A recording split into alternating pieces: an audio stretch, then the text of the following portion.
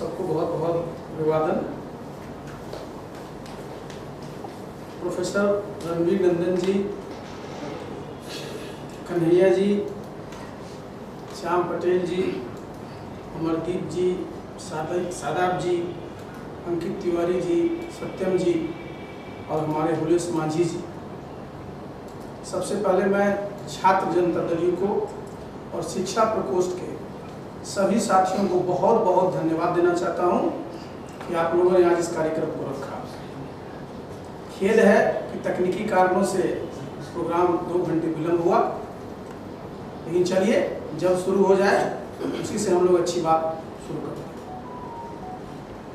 प्रारंभ में ही मैं आप सब लोगों को धन्यवाद इस बात के लिए देना चाहता हूं कि जितने हमारे साथी आज फेसबुक लाइव हैं या और किसी माध्यम से देख रहे होंगे, उन सब लोगों ने अथक परिश्रम किया है पिछले वर्षों में, और इसीलिए हमारा संगठन आज की तारीख में बिल्कुल अंतिम स्तर तक पहुंच गया है और मजबूत हो गया। आप सब यहाँ छात्र हैं और शिक्षा से जुड़े हुए लोग। मैं कुछ बातें आपके सामने रखूंगा और मैं बताऊंगा भी कि पहले बिहार में शिक्षा की क्या स्थिति थी और खासकर उच्च शिक्षा के बारे में बात करूंगा और आज क्या है। लेकिन मैं शुरू करना चाहता हूं साथियों सबसे पहले कि शिक्षा का मतलब क्या होता है। बहुत लोग इसी को नहीं समझते। वो समझते हैं कि शिक्षा का मतलब हुआ कि डिग्री ले लीजिए। शिक्षा का मतलब होता है कि बहुत सारी चीजों को रटा लीजिए, परीक्षा में उसको लिख डालिए, डिग्री हासिल कर लीजिए। ये एक, लेकिन मैं आपको बता दूं आज नहीं, जब से ज्ञान के बारे में और शिक्षा के बारे में दुनिया में रिकॉर्ड है। आप भी बहुत सारे इतिहास के और फिलॉसफी के विद्यार्थी या पॉलिटिकल साइंस के होंगे। आप प्लूटार्क का नाम सुने होंगे। ये 1st सेंचुरी BC का बहुत बड़ा हिस्टोरियन और फिलोसफर थे।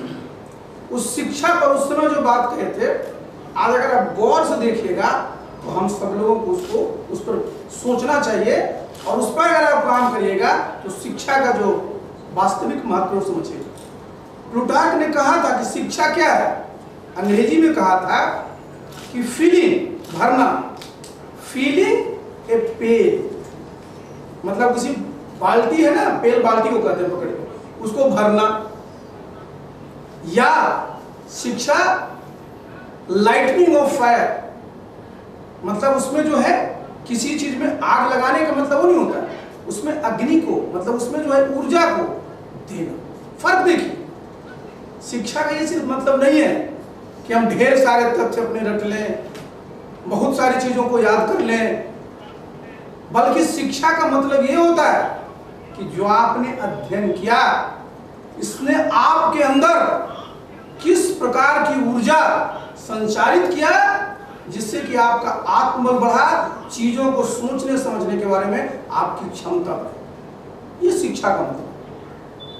बहुत लोग जानते हैं डिबेट चलता है, आप लोग भी डिबेट देखते होंगे, नेचर और दूसरा नर्चर। ये सुनना बहुत जरूरी है। नेचर, लोग बोलेगा छोड़ दीजिए साहब, जो इसमें ग्रो करना है कर जाएगा। और दूसरा होता है नर्चर, जिसको कहता है कि नहीं, इसको ठीक से हमको देखभाल करना। तो शिक्षा में अगर आप देखिए, उसमें भी नेचर और नर्चर का है। ये भी उस समय में ग्रीस में क्या होता था, बड़ी इस पर रिसर्च चलता था, बहुत डिबेट चलता था कि बच्चों को ट्रेनिंग दिया जाए, उनके माइंड को ट्रेन किया जाए कि वैसे ही छोड़ दिया जाए। और उस पर बड़ा फेमस उसी के समय में, प्लूटार्क के समय में बड़ा फेमस ट्रेनिंग का चला था। क्या हुआ, उसने कुछ नहीं किया।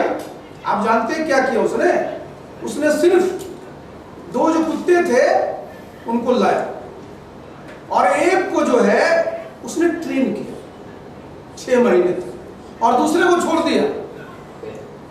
आप देखिए, जब उसने लाया सबके सामने बताने के लिए कि भाई माइंड को ट्रेन करना कितना जरूरी है या माइंड को ऐसे ही छोड़ देना, दोनों में कितना फर्क है। जब उस सबके सामने वहां का उस समय जो जानते हैं ना ग्रीस में, उसमें डेमोक्रेसी थी, तो उस समय जो सीनेट जिसको आप कहिए, उसमें जब लाया तो लोग हंसने लगे कि 2 कुत्ते के बच्चे को ले आए। तो उसने जो सीनेटर था उसने दिखाया, क्या किया उसने, क्या किया कि एक वो ले आया था खरगोश जिंदा, उसको रखा, और एक जो है खूब बढ़िया खाना, बहुत अच्छा अच्छा खाना लाया। अब जरा गौर से सुनिए, जो कुत्ता को छोड़ दिया था, पैम्पर्ड था, उसको किसी प्रकार का प्रशिक्षण माइंड को नहीं दिया जाता, वो क्या किया, वो देखा इतना बढ़िया खाना है, वो तुरंत उस पर चला गया, जो कि उसका नेचुरल ट्रेट नहीं है। लेकिन अगर आपने नर्चर किया दूसरे को, जब गया तो क्या किया, वो खरगोश के पीछे। मैंने जानबूझ करके इस चीज को कहा कि देखिए, ये जो है शिक्षा बहुत ही जरूरी है। बहुत लोग कहते हैं कि अरे साहब नहीं पढ़े तो क्या होगा, हमारे पास बहुत अनुभव है, हो सकता है, लेकिन जब आप अध्ययन करते हैं तो जो ज्ञान आप हासिल करते हैं, इसमें आपका पूरा का पूरा जो व्यक्तित्व का विकास होता है, ये बहुत उसमें मायने रखता है। तो इसलिए मैं चाहूंगा साथियों आप सब कि शिक्षा के महत्व को न सिर्फ समझना है, खुद पर भी लागू करना है और सब लोगों को समझाइए। महत्व क्या समझना है, पढ़ने की। आज क्या होता है, आज हमारे बहुत सारे बच्चे क्या करते हैं, वो पढ़ने के लिए क्या पढ़ लेते हैं, गेस्ट पेपर पढ़ेंगे, जो सबसे उस तरह किताब है उसको पढ़ेंगे, जो पहले टेक्स्ट बुक कहते थे और जिसको क्लासिक्स कहते थे। आज लोग पढ़ते ही नहीं है। रिजल्ट क्या होता है कि आप में जो ज्ञान का, जो समझदारी का जो स्तर होना चाहिए वो नहीं होता। तो बार बार मैं प्रशिक्षण में भी अपने सभी साथियों को कहता हूं, आप तो सब छात्र हैं और शिक्षा से जुड़े लोग हैं, तो आपका दायित्व और बढ़ जाता है कि आप बराबर अध्ययन करते रहिए। और जब अध्ययन करते रहिएगा तो न सिर्फ चीजों के बारे में अपडेट रहिएगा, बल्कि आपका दिमाग भी जो है वो हमेशा खुला रहेगा। और शिक्षा में जरूरी है कि किसी चीज को भी खुले नजरिए से देखिए। तो मैंने सोचा कि शुरू में से अनुरोध कर लूं, और मेरा ये अनुरोध होगा सब साथियों से कि रोज आप लोग कुछ ना कुछ अच्छी किताबें जरूर पढ़ें। क्लासिक पढ़िएगा तब उसको देखिएगा कि क्या है। जैसे देखिए, बहुत सारे यहाँ लोग बैठे होंगे, सब लोग किंग लियर का सुने होंगे ना, जो पढ़े होंगे। आप जरा सोचिए कि उसने क्या किया। अगर किंग लियर को पढ़िएगा पूरा का पूरा, तो क्या किया उसने, 3 बेटियां हैं, कह रहा बताओ भाई कि हमको कौन कितना मानती है। 2 बेटी उसकी पूरी की पूरी चमचा कर डाली कि ये मानते हैं, वो मानते हैं, और एक बेटी जो रियली मानती थी, वो कही कि ये पिता को पुत्री को जितना मानना चाहिए उतना ही मानते हैं। उस समय क्या हुआ, मैं जानबूझ के बोल रहा हूं, उस समय उसको लगा किंग लियर को कि ये 2 बेटियां जो हमारी बड़ी तारीफ सामने कर रही है, यही हमारी शुभचिंतक है, यही हमारी देखभाल करेगी। और जो बेटी बिल्कुल स्वाभाविक बात कर रही थी कि जो पिता पुत्री का संबंध उतना ही मैं मानता हूं, उसको प्रॉपर्टी नहीं थी। रिजल्ट क्या हुआ, जिस बेटी को नहीं दिया संपत्ति वो चली गई, और जिसको दिया वो कुछ दिन में ही उसको इस तरह से तबाह किए कि उसको समझ में आ गया कि कौन बेटी ठीक थी। तो मैं बार बार जो बोलता हूं कि बहुत साथी लोग समाज में सब जगह क्या देखते हैं, गणेश परिक्रमा में लगे, कैसे किसी को खुश किया जाए, कैसे किसी को महिमा मंडित किया जाए, उस पर ध्यान नहीं देना चाहिए। करना क्या है, जो हमारा कर्तव्य है, जो आपका कर्तव्य है, उसको हम लोगों को बखूबी करना है, जिससे कि जो सही चीज है वो सही है। तो अगर आप क्लासिक्स को पढ़िएगा ये चीज को जानिएगा, नहीं पढ़िएगा तो कहां जानेंगे सब। इसलिए इस चीजों को पढ़ना बहुत जरूरी है। अब जरा आप आइए, आजकल आप लोग सब लोग, अब तो चलिए जो कोरोना का समय चल रहा है उस पर हम आएंगे आगे। सबकी रुचि कहाँ रहती है कि आईपीएल का मैच कहाँ होने वाला है, खास करके हमारे छात्र युवा इसमें रहते हैं कि होगा कि नहीं होगा। क्यों, जो आप बोलते हैं कि 20 ओवर में फैसला हो जाना है। आप देखिए क्या समय था, पहले 5-5 दिन का टेस्ट लोग देखते थे, वो ड्रॉ हो जाता था। उसके बाद आप जानते हैं 60 ओवर का मैच आया, 50 ओवर का मैच आया, अब आप देखिए 20 ओवर का मैच आया।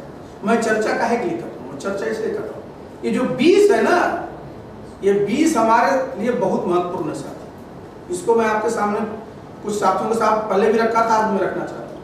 हमेशा ध्यान में रखिए, अपने लिए भी जितने हम लोग सब यहाँ हैं, आपके स्वास्थ्य के लिए भी 20 और 80 का रिश्ता है। आप सब जानते हैं, पढ़े भी होंगे, पढ़ाया भी गया होगा। हमारा पूरा का पूरा जो ब्लड सिस्टम है, हमारा पूरा का पूरा जो खून है, उसमें क्या है? 80% अल्कलाइन है और 20% एसिडिक है। मतलब क्या हुआ कि हमको भोजन कौन करना चाहिए? भोजन वो करना चाहिए जो कि अल्कलाइन ज्यादा हो, एसिडिक कम हो। मतलब क्या ध्यान रखना है कि 20 ओवर का मैच तो याद रखें, लेकिन यहां भी याद रखिए कि जो भी जिससे भी एसिडिक चीज होता है, जो अम्लीय होता है, उसको 20% खाना। 80% जो है क्षारीय चीज, उसको खाइएगा, आपका सिस्टम समझेगा। इसी को आगे लेकर के चलिए। आपको लगता होगा मेरे पास समय है पढ़ने का, है, लेकिन एक चीज और ध्यान में रखिएगा कि आपकी बहुत सारी जिम्मेवारी होती है, वहां भी 80-20 का हिसाब होता है। आप कहिएगा सर मेरे पास पूरा परिवार की जिम्मेवारी है, हमारी जिम्मेवारी है, संगठन की जिम्मेवारी है, लेकिन साथियों यहाँ भी मैं चाहूंगा कि यहाँ भी आप 20 ओवर को याद रखिएगा। 20 ओवर क्या है? अपने आपका अपना सेल्फ, उसका ग्रोथ, कैसे आपका अपना सेल्फ और भी जिस लेवल पर आप हैं उससे ऊपर जा रहे हैं, उसको बढ़ाना पड़ेगा। और अगर आप पूरा पूरा 100% अगर दूसरे पर लगा दिए तो एक समय ऐसा आएगा कि अपने ऊपर आपको पछतावा होगा कि हमने अपने ऊपर कुछ ध्यान नहीं दिया। इसलिए साहब सेल्फ के भी, सेल्फ का मतलब है उस सेल्फ इंटरेस्ट की बात नहीं कर रहा, बल्कि मैं इसकी बात कर रहा हूं जिससे आपका जो पूरा व्यक्तित्व है, आपका अपना जो है, उसमें कितना एडअप हो रहा है, इसको भी जोड़ना जरूरी है। और 80% तो करते रहिए, दिन भर करते रहते हो आप, संगठन का काम करते हैं, करते रहिए, पार्टी का काम करते रहिए, परिवार का काम करते हैं, करते रहिए, लेकिन अपने लिए भी 20% समय जरूर रखिए। और अंतिम 20 की चीज की याद मैं कराता हूं, कई बार मैंने बोला है कि सब जगह वाइटल फ्यू होता है और ट्रिवियल में नहीं होता है। मतलब 20 होता है जो वाइटल है, 80 जो होता है ट्रिवियल होता है। आप किसी चीज में देख लीजिए, किसी भी संगठन में देखिएगा, अगर 20 साथी आपके साथ है तो 4 बहुत बढ़िया काम करेगा, 4 जो होगा वो किसी तरह चल रहा होगा, अब बाकी लोग फेंस पर बैठे हो, तो आपको लगा कि नहीं हम तो जो फेंस पर बैठा हुआ है उसी को सुधार करें, तो ये 4 भी बेचारा गड़बड़ा जाता है। इसलिए आपको ध्यान में रखना है, संगठन में या कहीं भी आप तो पूरा का पूरा परीक्षा की तैयारी करते हैं, हम जानते हैं कि 20% बढ़िया सब्जेक्ट को पढ़ लीजिएगा तो 80% चांसेस है कवर करने का आपको उसके सिलेबस। तो इस चीज को ध्यान में रखिएगा, तो आपको कहीं भी किसी प्रकार की परेशानी संगठन में नहीं होगी। कहने का मेरा मतलब है कि जो साथी आपके संगठन में अच्छा काम कर रहे हैं, अच्छा योगदान कर रहे हैं, तो मेरे सभी साथियों को जरूरत होगा कि उनको तवज्जो दिया जाए।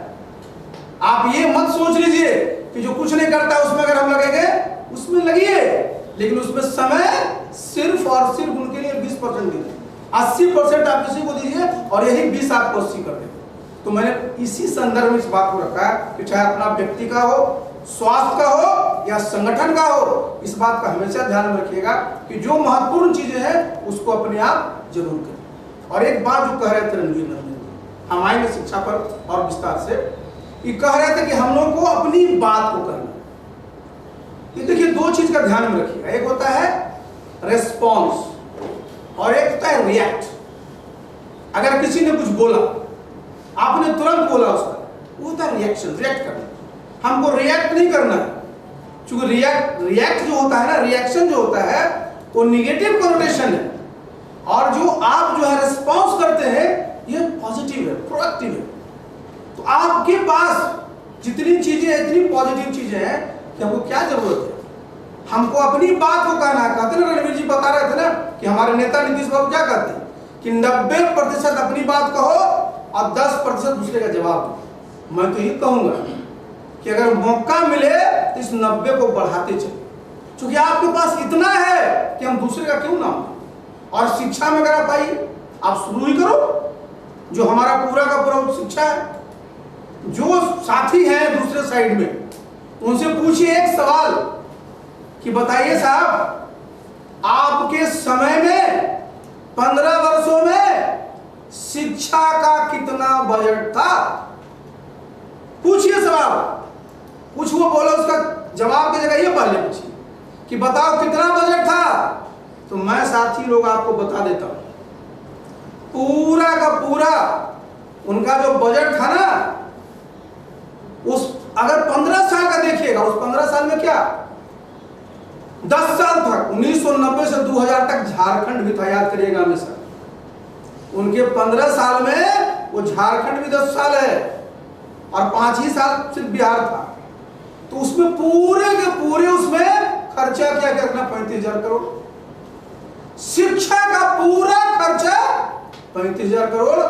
और नीतीश बाबू का बजट इस बार का देख लो बाबू 35,191 करोड़।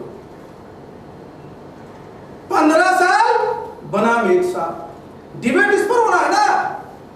जब आप संसाधन नहीं दोगे तो कैसे विकास होगा। और अगर साथी जो समझते होंगे, एक होता है डेवलपमेंट में, एक होता है उसका एक्सपेंडिचर, कैपिटल एक्सपेंडिचर, एक रेवेन्यू एक्सपेंडिचर। कैपिटल एक्सपेंडिचर उसको हम लोग कहते हैं जो डेवलपमेंट के लिए करता है उसको। प्लान एक्सपेंडिचर, डेवलपमेंट नहीं, प्लान एक्सपेंडिचर। तो एक फिगर याद रखिए कि उनके 10 वर्षों में 15 वर्षों में 15 वर्षों में साथियों उनका पूरा का पूरा जो प्लान का बजट था 35,000 करोड़ वो भी था। और हमारा अगर आप देख लीजिए तो 1 साल का ही, अगर इसी साल का आप देखिएगा 1 लाख करोड़ से ज्यादा। कोई मुकाबला है क्या। तो इसको मजबूती से रखना है। जहां भी जाइए उससे शुरू करिए कि सबसे पहले जब बजट रहेगा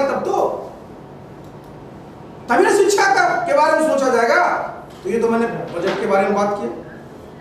आप ऐसे भी देख लीजिए तो बजट का साइज देखिए पूरे, क्योंकि आप एक बुद्धिजीवी सब लोग हैं, उनका पूरा बजट जोड़ लीजिए 15 साल का, जिसमें मैंने बताया ना 10 साल झारखंड में शामिल है, वो कितना आता है 2,15,000 करोड़ आता है मात्र।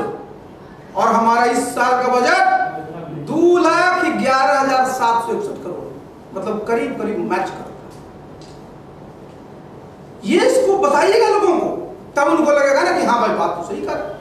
आप जरा जाइए शिक्षा में, इंफ्रास्ट्रक्चर पर अगर आप आइए, हम सड़क की बात नहीं कर रहे हैं, बिजली की बात नहीं कर रहे हैं, हम अभी शिक्षा की बात कर रहे हैं। आप पूछिए इनसे, हाई एजुकेशन में चलिए, क्या इनके समय में कोई भी बिहार में केंद्रीय विश्वविद्यालय था? सीधा सवाल पूछिए कि 15 साल में बता दो एक भी अगर केंद्रीय विश्वविद्यालय खुलवाया बिहार में, 0 बटा सन्नाटा है। अपने यहां 2 केंद्रीय विश्वविद्यालय, आप जानते हैं गया में, एक मोतिहारी में। उतना ही नहीं, आप जरा जान लीजिए कि एग्रीकल्चर का सेंट्रल यूनिवर्सिटी जो सबौर हमारा जो था, आप आ जाइए IIT, NIT, निफ्ट, ये सारे क्या है? इस सेंट्रल यूनिवर्सिटी की मैं बात बोल रहा हूं, जब कुछ नहीं था यहां, ये सब आ गए। आप जरा आइए राज्य सरकार का देख लीजिए, इनके पूरे 15 साल में सिर्फ 3 यूनिवर्सिटी बनाए। और यहां देख लीजिए एक स्ट्रोक में 3 यूनिवर्सिटी बन गया। अभी आपके पाटलिपुत्रा बन गया, मुंगेर बन गया, पूर्णिया बन गया। एक हमारा जब एग्रीकल्चर यूनिवर्सिटी सेंट्रल यूनिवर्सिटी बन गया तो राज्य सरकार ने अपना एक एग्रीकल्चर यूनिवर्सिटी भी बना लिया। राज्य सरकार ने अपना एक पशुधन एनिमल सेमेंट्री का यूनिवर्सिटी बना लिया। और सबसे बड़ी बात क्या है, आप जान रहे हैं आर्यभट्ट के नाम पर एक पूरा का पूरा नॉलेज विश्वविद्यालय। ये सारा का सारा अगर इंफ्रास्ट्रक्चर देखिएगा सब हायर एजुकेशन में सब आया ना। आज जब ये यहाँ आया है तो निश्चित रूप से यहाँ जो शिक्षण संस्थाएं अच्छी खुल रही है, उसमें पढ़ाई अच्छी हो रही है। और हमारे बच्चों को जो हर एक चीजों के लिए बाहर जाना पड़ता था वो अब नहीं जाना पड़ेगा। आप जरा पूछिए इनसे कि 15 साल में बता दो एक भी इंजीनियरिंग कॉलेज खोला? कहीं नाम बताओ कहां खोला है। और यहां हमारे नेता ने क्या किया, हर एक जिले में एक इंजीनियरिंग कॉलेज की स्थापना। ये साधारण बात है, हम प्राइवेट कॉलेज की बात ही नहीं कर रहे अभी, हम तो सिर्फ आपको बात कर रहे हैं सरकारी की। आपको याद होगा जब बिहार का बंटवारा हुआ था, VIT मिश्रा एक बड़ा प्रेस्टिजियस इंस्टीट्यूशन था, बहुत लोग चाहते थे कि उनके बच्चे वहां पढ़े, हमारे नेता ने बिल्कुल आगे बढ़कर करके उसका एक शाखा को यहां खुलवा लिया शुरू में ही। और आज देखिए वहां के बच्चे सब आ रहे हैं। इनसे पूछिए कि बिहार में एक भी मेडिकल कॉलेज खोला 15 साल में? बता दो कहां खोला, कहीं एक मेडिकल कॉलेज बता दो। और यहां मेडिकल कॉलेज गिनाते चलिए, मेडिकल कॉलेज गिनाते चलिए, कितने मेडिकल कॉलेज खुल रहे? 20 से ऊपर हो जाए। ये ऐसा नहीं कि बिहार में बीमारियां बढ़ गई, बल्कि यहां की सोच, हमारे नेता ने इतना इंफ्रास्ट्रक्चर बढ़ाया। पूछिए पहले कितने पॉलिटेक्निक्स थे? गिने चुने। और आज देखिए हर एक जिले में एक एक पॉलिटेक्निक। आप जानते हैं महिलाओं के लिए कोई आईटीआई नहीं होता था, हर एक जिले में आईटीआई खुल रहे महिलाओं के लिए। आईटीआई तो सोच लीजिए, जिला को तो छोड़ दीजिए, अब सब डिवीजन पर भी एक एक आईटी खुल रहा है। ये सरकारी में, प्राइवेट में तो अलग खुल रहा है। आप सोचिए सब डिवीजन लेवल पर पहले कोई एएनएम का स्कूल नहीं होता था, हमारी बच्चियां बाहर पढ़ने जाती थी। आज हर एक जो हमारा सब डिवीजन है उसमें जो है हमारा नर्सिंग का स्कूल खुल रहा है। पहले आप जानते थे जितने अस्पताल थे, हमारी सभी नर्सें ज्यादातर साउथ केरला से आती थी। और आज आप बिहार तो है ही, अगर आप दिल्ली जाइएगा, साउथ में जाइएगा, वहां में बिहार की नर्सें आती हैं। ये जीएनएम इंस्टीट्यूट होते हैं जहां ग्रेड ए नर्स की होती है, वो तो था ही बहुत कम, वो भी सब जगह खुल रहा है। तो अगर आप देखिएगा कि जितने भी इंस्टीट्यूशन जिसके बारे में लोग परिकल्पना कर सकते हैं, वो सब हमारे नेता ने यहां न सिर्फ घोषणा किया बल्कि उसको सबको स्थापित करके दिखा दिया। तो साथियों इसको बोलना है, इसको बोलना पड़ेगा। आप जरा बता दीजिए हमारे नेता का क्या संकल्प है कि जितने सब डिवीजन है बिहार में, उसके एक सब डिवीजन में सब में कम से कम एक डिग्री कॉलेज। ये क्यों ऐसा कर रहे हैं? जितने हमारे पंचायत हैं 8386 पंचायत हैं, सब में एक हाई स्कूल, हम हाई स्कूल से ऊपर ही है जा रहे हैं इस पर। तो ये समझ लीजिए कि किस प्रकार का एजुकेशन का इंफ्रास्ट्रक्चर हमारे नेता के नेतृत्व में बिहार में कायम है। और इस सबका अगर आप देखिएगा तो क्या रिजल्ट आगे चल करके होगा? रिजल्ट ये होगा कि हमारे बच्चों को न सिर्फ यहाँ अच्छी शिक्षा मिलेगी बल्कि गुणवत्तापूर्वक शिक्षा मिलेगी। और हमारे गरीब बच्चे जिनकी आमदनी कम है, जिनके परिवार पढ़ाने में सक्षम नहीं है, वो भी शिक्षा ग्रहण करें। इसके लिए हमारे नेता ने कितनी अच्छी व्यवस्था की। भाई स्टूडेंट क्रेडिट कार्ड तो ही तरह तरह के वजीफे। बताइए अगर हमारी बेटी को यार बीए पास करती है 25,000 रुपये मिलता है। हम तो आपके सामने खड़े हैं ना, तीसरे क्लास से लेकर के एमए तक हमको स्कॉलरशिप मिलता था, लेकिन मिलता कितना था? तीसरा क्लास में 3 रुपये महीना, 5वां क्लास में 5 रुपये महीना, 7वां क्लास में 10 रुपये महीना, और जब हम लोग आए थे इंटर में उसके बाद से 125 रुपये का महीना जोड़ लीजिए। और एक मुफ्त आज हमारी बच्ची को करती है तो 25,000 रुपये। जितने हमारे बच्चे पास करते हैं सबके लिए व्यवस्था है। तो देखिए आपके पास एक नेतृत्व है, आपके नेता हैं जिन्होंने इंफ्रास्ट्रक्चर शिक्षा के क्षेत्र में इतना बढ़िया बना। आप जरा बता दीजिए पहले कितने बीएड कॉलेज थे बिहार में? कहां कहां लोग पढ़ता था? मैं यूपी में रहता था, वहां पता करता था कि साहब वहां लोग बीएड करने गए। और आज सब जगह तो जितनी संस्थाएं प्राइवेट में भी खुल रही। पहले बिहार में कोई यूनिवर्सिटी थी प्राइवेट? एक भी नहीं थी। आज आप देखिए एक नहीं 7 प्राइवेट यूनिवर्सिटी भी है। तो लोग आएंगे तो उससे हमारे शिक्षा का जो पूरा का पूरा इंफ्रास्ट्रक्चर है वो बढ़ेगा। तो फायदा किसको होगा? फायदा होगा हमारे लोगों। अब क्यों नहीं होना चाहिए? आखिर बिहार क्या है? बिहार ज्ञान की धरती है, ज्ञान का केंद्र रहा है। नालंदा विश्वविद्यालय हमारे नेता ने फिर से पुनर्स्थापित किया। आप सब जानते हैं नालंदा विश्वविद्यालय क्या स्तर था। आज हम बिहारियों को लोग क्या कहता है? हम लोग कहता है माइग्रेंट, प्रवासी बोलता है। पूछिए जब किसी को बैठने का शऊर नहीं था उसमें बिहार में इस प्रकार की यहाँ पर चेतना थी, हमारा इतना अच्छा सिस्टम था कि हमारे यहाँ विदेशों से नालंदा पढ़ने लोग आते थे। ज्ञान का केंद्र था। हमारे जो नालंदा विश्वविद्यालय में जो हमारे गेट पर आते थे, उनका बौद्धिक स्तर इतना होता था कि जिसको आज आप लोग बोलते हैं ना कहीं प्री क्वालिफाइंग टेस्ट, वही नहीं लेता था। तो हमारे पास चीजें नहीं है, हम लोग वैसे वैसे नहीं रहे। ज्ञान, आप जरा बताइए, आर्यभट्ट कहां के थे? पतंजलि जी कहां के थे?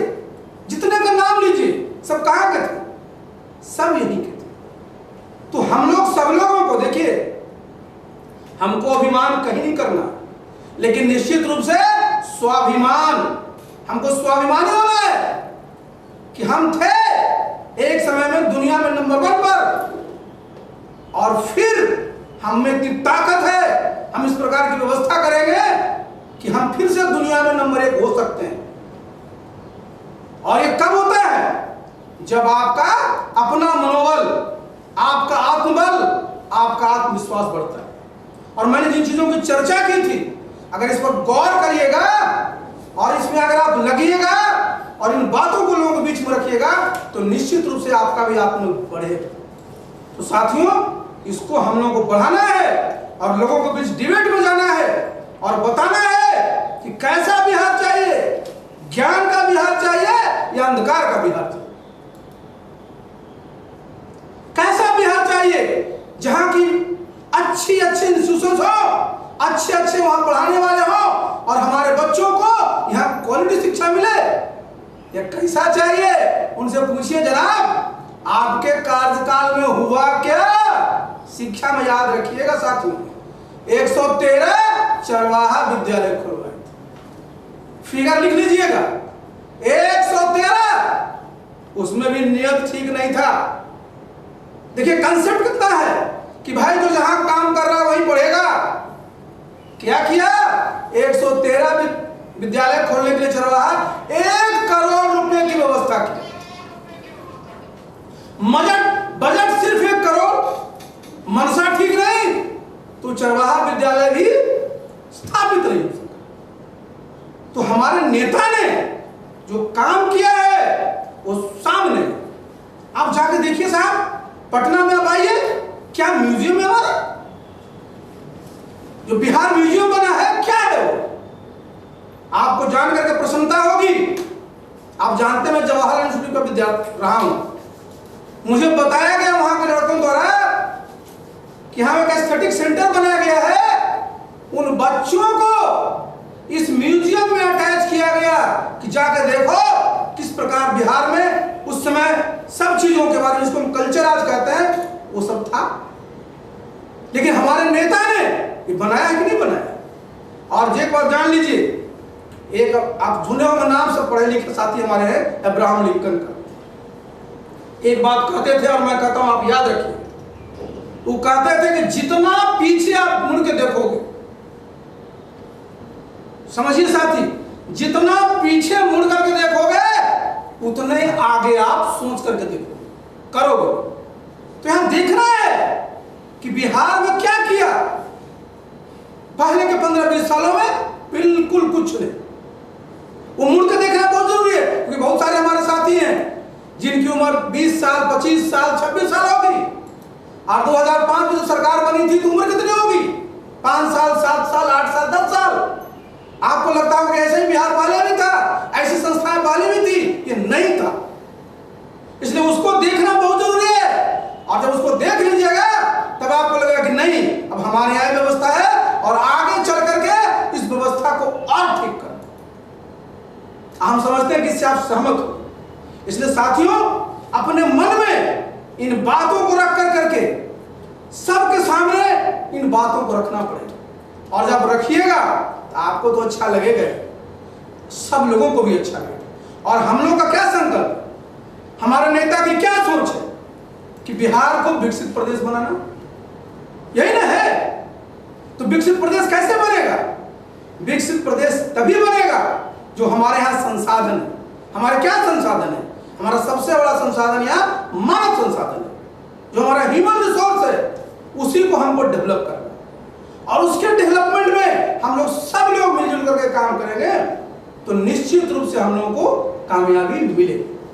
तो हमारा आप सबसे अनुरोध हो कि साथियों, आप सब संगठन के साथी हैं, आप अभी से जिन बातों की मैंने चर्चा की इसके बारे में और भी जब हर एक मंगल को आप चर्चा करेंगे तो इस पर चर्चा आप करिएगा, लेकिन इसको नीचे बताइए लोग और अपने संगठन को। आज आपके 477 कॉलेज है, सर रविंद्रनंदन जी हमको बता रहे थे, 10 यूनिवर्सिटी में आपके चुनाव भी होते हैं, तो जहां जहां आपके यूनिट है और साथ ही सब लोग आप वोटर हैं। और ये जरा याद रखिएगा जो मैं बार बार कहता हूं, बहुत लोग कहेगा राजनीति बड़ी गंदी चीज है, छात्रों को इसमें नहीं पढ़ना चाहिए। तो मैं कई बार दोहरा चुका हूं, फिर मैं आज कहना चाहूंगा कि देखिए राजनीति, आप सब पढ़े लिखे साथी हैं, क्या पढ़ाया जाता है? स्ट्रगल फॉर पावर है, politics is struggle for power, आप सब जानते हैं। किसके लिए? सत्ता के लिए संघर्ष करते हैं। क्यों? सत्ता हमको चाहिए, हमारे नेता नीतीश बाबू को चाहिए बिहार को विकसित प्रदेश बनाने की। दूसरी तरफ जो पार्टी है उसको सत्ता चाहिए अपने अपने परिवार, अपने खानदान को विकसित करने। तो ये आप इस बात को समझिए कि आपको राजनीति में हिस्सा लेना है, मजबूती से हिस्सा लेना है, और तभी जो है बिहार को जब विकसित प्रदेश बनाना एक कामयाब हो पाए। और नहीं तो क्या होगा? फिर से वही उसको नहीं होने देना। इसलिए नहीं होने देना है कि आपको पता है कि जब हम एक अच्छे ट्रैक पर चल रहे हैं तो उसमें और हम लोग मजबूती से लग करके उसको हम लोग कामयाब करें। लेकिन साथ ही इसमें जरूरी क्या है कि ना सिर्फ हम प्लान बनाए, ना सिर्फ योजना बनाए, बल्कि उसको हम लोग जमीन पर लागू करें संगठन के मामले में। अब बताइए 477 कॉलेज है, सब जगह हमारा यूनिट होगा और जितने हमारे साथी हैं सब किसी न किसी बूथ पर है। आप अपने बूथ को मजबूत करिएगा तो ताकत तो बढ़ेगी। लेकिन इसमें भी मैं जरा आपको बताना चाहूंगा, एक हम लोग को भी पढ़ाया जाता था, आप लोगों को पढ़ाया होगा कि एक बार क्या हुआ, प्रोफेसर पढ़ा रहे थे तो वो जो है बता रहे थे फर्क क्या था, लीडर के बारे में बता रहे थे कि लीडर कौन होता है। तो लीडर में और जितनी भी अच्छाई होती है, एक होता है इफिकेसी, माने उसको एग्जीक्यूशन का पावर होना चाहिए, जो सोचे जो कर उसको लागू कर दे। तो हुआ क्या, बहुत बढ़िया उदाहरण सुनिएगा। आप देखते हैं ना तालाब या नदी के किनारे एक पेड़ टूटा हुआ है, उस पर 6 मेढक बैठे हुए। 6 मेढकों ने निर्णय लिया कि 4 हम लोग कूद जाएंगे। तो हम लोग से सवाल पूछा गया कि 6 मेढकों ने निर्णय लिया कि हम नदी में कूद जाएंगे, तो उस पर कितने मेढक बचे? हम लोग तुरंत बोले 2 बचे साहब, कि 4 जब कूद ही गया। लेकिन साथियों अभी कूदा नहीं, वो निर्णय हुआ है। ये निर्णय हुआ कि 6 में से 4 जो है वो कूदेगा, अभी एक्सक्यूट नहीं हुआ है। तो हम लोगों ने जितनी भी योजना बनाई है, हमने जो भी संगठन में काम किया है, उसको एग्जीक्यूट करना है। सिर्फ कागज में नहीं रखना है हमको, बल्कि उसको देख लेना है कि हमने किसी साथी को किसी विश्वविद्यालय की जिम्मेवारी दी है, कॉलेज की जिम्मेवारी दी है, बूथ की जिम्मेवारी दी है, उनसे बराबर का रफ्ता रखिए और आप बराबर उनसे संपर्क में रहिए कि जो बात कही जा रही है या जो आप कह रहे हो वो लागू हो रहा है कि नहीं। सरकार में भी तो ये होता है ना, आप जिससे पूछिएगा कि सर योजना तो बड़ी अच्छी है, लेकिन साहब इसका इंप्लीमेंटेशन, इसका एग्जीक्यूशन ठीक नहीं हो रहा। इस मुहिम मेढक वाली कहानी याद रखना। तो हम लोग सब लोगों को इसको मजबूती से रख करके संगठन को नीचे स्तर तक मजबूत क्यों बनाना, ये पूरा का पूरा आप जरा देखिए, आप याद करिए साथियों, 4 साल में ओलंपिक होता है ना, कोई भी खिलाड़ी वर्षों तक मेहनत करता है और वो 4 साल तो बहुत मेहनत करता है, लेकिन जिस दिन उसका मैच है, जिस दिन उसको दौड़ना है ट्रैक पर, वो कितना महत्वपूर्ण होता है दिवस। तो उस दिन उसको क्या याद रखना होता है कि आप जब किसी ट्रैक पर जाते होगे तो एक फिनिशिंग लाइन होता है और उसके बाद फाइनल पॉइंट होता है।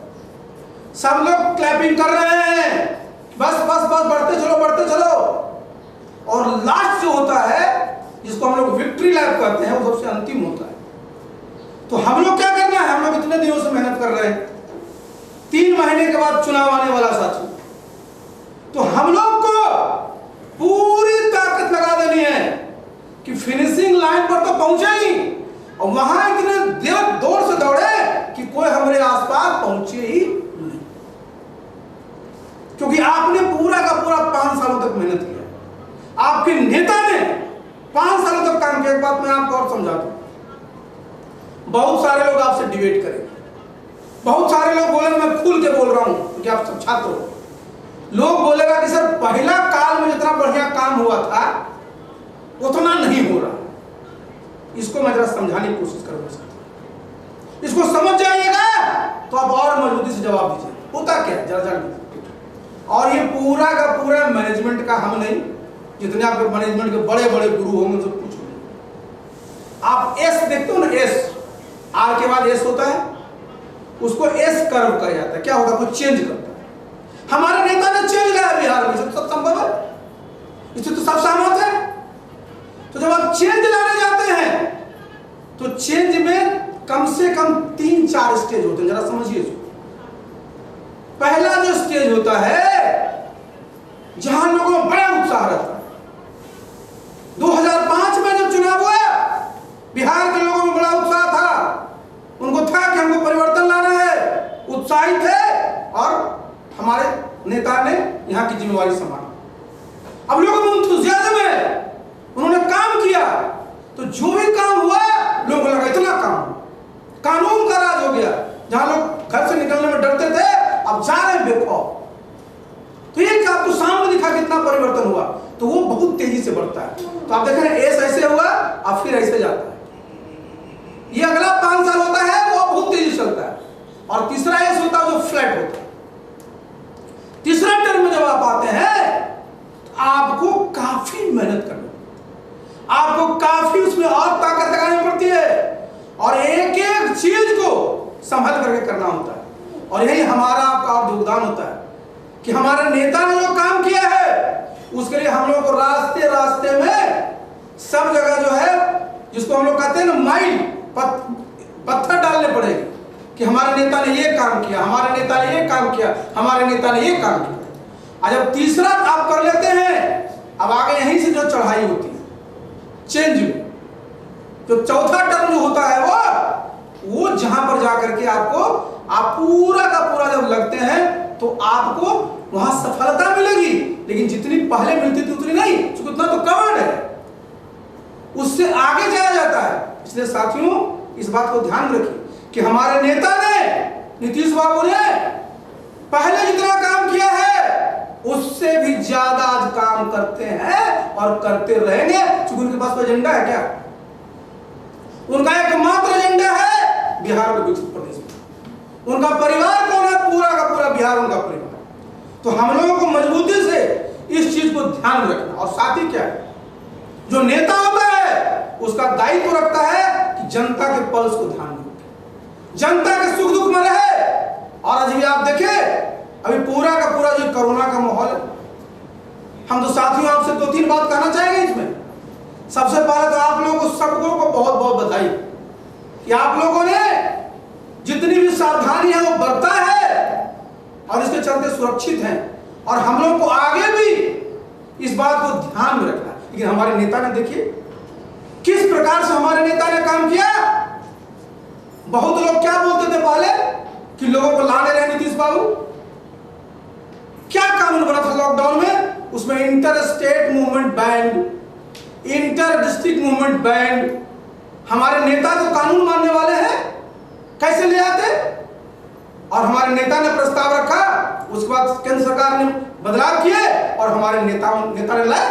लेकिन एक बात का ध्यान रखिए कि हमारे नेता जो सतर्क रहे, बिहार में लोगों को सावधान करते रहे, तो बिहार हमारा काफी सुरक्षित रहा।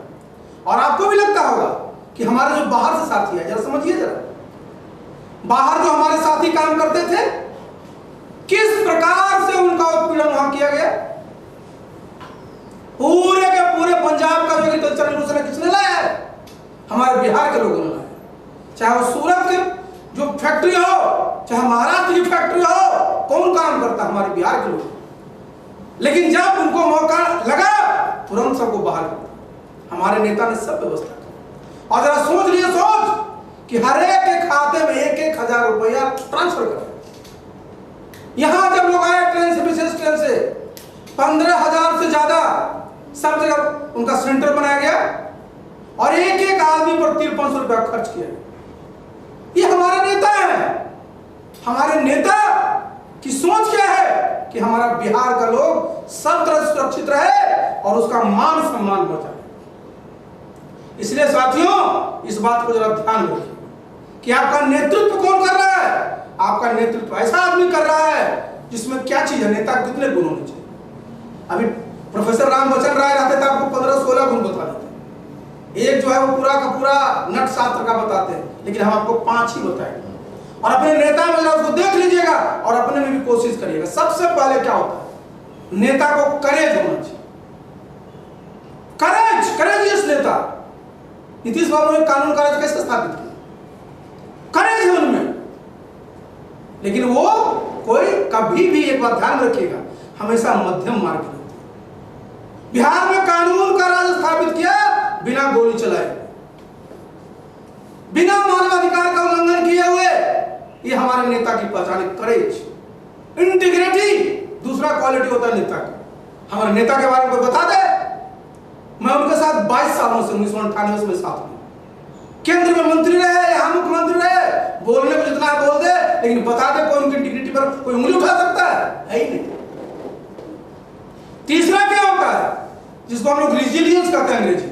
आप देखते हैं ना, कोसी का क्या बताई थी, लोग कह रहे साहब खत्म खत्म खत्म, सब आगे नीतीश बाबू बढ़ जाए। लेकिन हमारे नेता में वो रिजिलियंस है, जहां कहीं भी थोड़ा आगे पीछे होता तुरंत पहुंच जाते। और कोसी में कैसा काम हुआ जी, कोसी के लोग क्या कहते हैं, कुंटलिया बाबा बोलते बोलते कि नहीं बोलते। वो रिजिलियंस है उनमें। अगर वो छोड़ देते हैं कि नहीं साहब सब खत्म हो गया, तो नेता में रिजिलियंस होना चाहिए। उसके बाद जेनरॉसिटी। हमारे नेता कितने जेनरस है। और प्रदेशों में चले जाइए, क्या होता है, सरकार आती है तो पीछे बीच हंटिंग करती है। कौन पहले की सरकार थी उस पर, हमारे नेता इधर कुछ नहीं। उनका देखिएगा जो उदार है, बिल्कुल पूरे जेनरस है। कहीं भी अपनी डीलिंग में किसी भी पार्टी के साथ किसी प्रकार का वो भेदभाव नहीं करते, व्यक्ति के साथ भी नहीं करते। कोई हो, न्याय के साथ विकास, समावेशी विकास, ये उनकी विचारधारा है। हमारा नेता जेनरस भी है। और एक अंतिम क्वालिटी, कंसर्न होना चाहिए लीडर में। हमारे नेता कितने कंसर्न रहते हैं, किसके लिए वो कंसर्न रहते हैं। आप जरा देखिएगा, छोटी छोटी बातों पर उनका ध्यान चला। किसी भी चीज पर अगर आप देखिएगा, उसको बिल्कुल अंदर से देखते हैं। आप जरा सोच लीजिए, ये जल जीवन हरियाली कोई साधारण कार्यक्रम है? ये साधारण कार्यक्रम है। कंसर्न किसके लिए? पूरी की पूरी आने वाली मानव पीढ़ी के लिए, धरती के लिए। और वैसे भी हमारे बिहार के जहां कहीं भी लोग रहते हैं, कहीं भी कोई बात होती है, हमारे नेता उसमें अपना कंसर्न ना सिर्फ दिखाते हैं, लेकिन जितना संभव है उससे भी आगे बढ़ करके कहते हैं। उनका कहना क्या है कि कहीं भी अगर आपदा आती है तो हमारी जनता का सबसे बड़ा जो हमारा राजकोष है, उसका पहला होता है जो हक होता है, फर्स्ट चार्ज उसका होता है। तो इतना शानदार नेता है, जिसके बारे में मैंने कहा करेज भी है, इंटीग्रिटी बियॉन्ड डाउट है। हम सर्टिफिकेट नहीं दे रहे हैं, सब कुछ बिहार सब कुछ दे दे। पूरा का पूरा जिसको कहते हैं रिजिलियंट है वो, और जेनरस तो है ही, और सबके बारे में कंसर्न है। किसी समाज को छोड़ा है क्या? ये हमारा गुलेश मानी यहां बैठे हुए।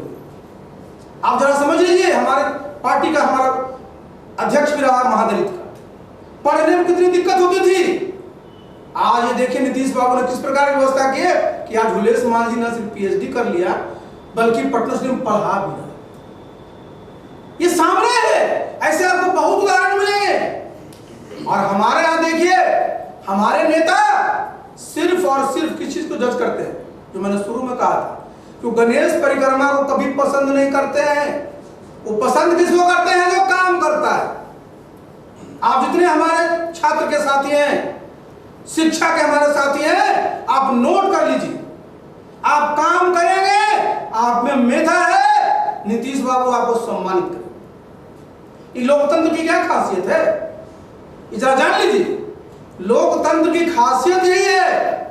आप पढ़े हुए फ्रेंच रेवोल्यूशन, बहुत सारे साथी, लिबर्टी, इक्वलिटी, फ्रेटर्निटी, उसमें सबसे बड़ी बात थी क्या कि लोकतंत्र में जो करियर है वो किसके लिए खुला रहता है? टैलेंट्स के लिए। करियर ओपन टू टैलेंट्स, ये लोकतंत्र की खासियत है। और आज आप देख लीजिए कि पूरा का पूरा हमारे नेता की क्या सोच है कि समाज का जो सबसे अंतिम व्यक्ति है उसके साथ भी पूरा का पूरा न्याय। और साथियों, हम तो हिस्ट्री के विद्यार्थी भी रहे, आप भी होंगे, सब लोग सुने होंगे नेपोलियन बोनापार्टी का नाम। वो लीडर के बारे में एक बात कहता था, हम लोग कई बार एग्री नहीं करते थे, लेकिन आज मैं जब पढ़ता हूं तो मुझे लगता है वो ठीक करता।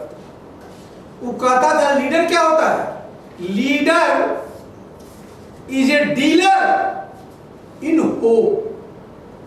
समझो, बहुत सिंपल है, इसको याद रखिए। तो कहेगा अरे साहब ये तो डीलर हो गए। किस चीज का डीलर है वो? होप का, उम्मीद का, जो बताता है कि हम ये करें।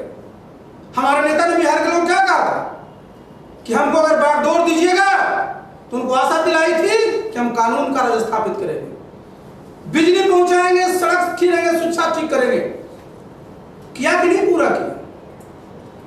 और दूसरे लोग क्या होते हैं, वो क्या करते हैं? वो डराते हैं कि अगर हमको वोट नहीं दोगे तो तुम्हारा ये कर दे। वो लीडर नहीं, वो मिस लीडर होता है। और हमारे नेता हैं वो लीडर है, जो कहते हैं उसको पूरा करते हैं। नेपोलियन बोनापार्ट जो कहता था उसी कंटेक्स्ट में उसको काम करता। तो साथियों, हम सब लोग, जो हमारा पूरा का पूरा छात्र जनता दल यू है, हमारे जो शिक्षा प्रकोष्ठ के साथी हैं और शिक्षा प्रकोष्ठ के साथियों से मेरा गलत अनुरोध है, आप लोग ने जीवन भर शिक्षा के क्षेत्र में काम किया है, काम कर रहे हैं। बहुत सारे लोग हमारे सेवानिवृत्त। चुनाव के समय आपका बहुत बड़ा योगदान होता है। आप गांव में रहते हैं, वहां आपकी पहचान है, कस्बे में आपकी पहचान है।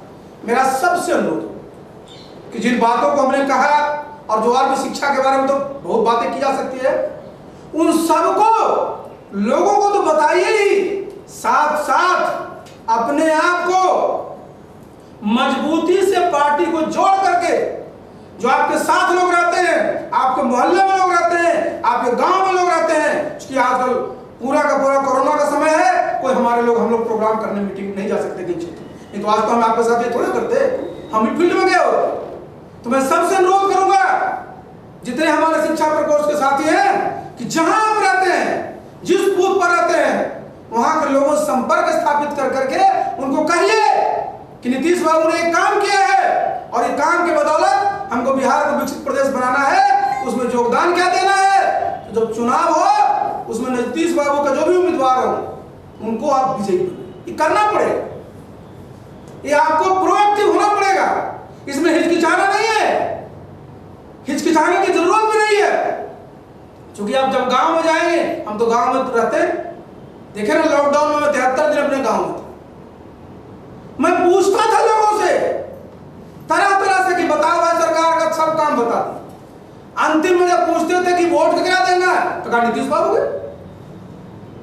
तो ये चीज को नीचे बताना पड़ेगा, जो कैंपेन होता है ना पूरा का पूरा। और साथियों, सोशल मीडिया पर आप लोग जितने प्रभावी और प्रभावी बनिए, उसमें कहीं से भी हम लोग को किसी भी संगठन से कम नहीं रहना। और ये जो समय होता है ना, हमने बताया ना कि लोकतंत्र क्या संवाद का होता है, डायलॉग। और डायलॉग को किससे स्थापित करना है? सीधे सीधे जनता से। अगर कोई कुछ बोलता है अपनी बात को घुमा के रखते, तो अगर ये संवाद हम लोग स्थापित किए रहेंगे तो जो चुनाव होगा, नीतीश बाबू जितना पहले उनको ताकत मिली, जितनी ताकत उनको, उससे ज्यादा ताकत उनको मिली। आप खुद इस चीज को महसूस करते हैं। तो हमारा आप सबसे अनुरोध है कि साथियों, चूंकि आप पार्टी के बहुत मजबूत साथी, आप सब लोग इस बात को समझते हैं कि बिहार का हित कौन साध सकता है, बिहार को ऊंचाइयों पर कौन ले जा सकता है, बिहार जो ज्ञान की धरती रही, बिहार जो सत्ता का केंद्र रहा, ये लोग भूल जाता है। सत्ता का केंद्र 1100-1200 वर्षों तक रहा बिहार।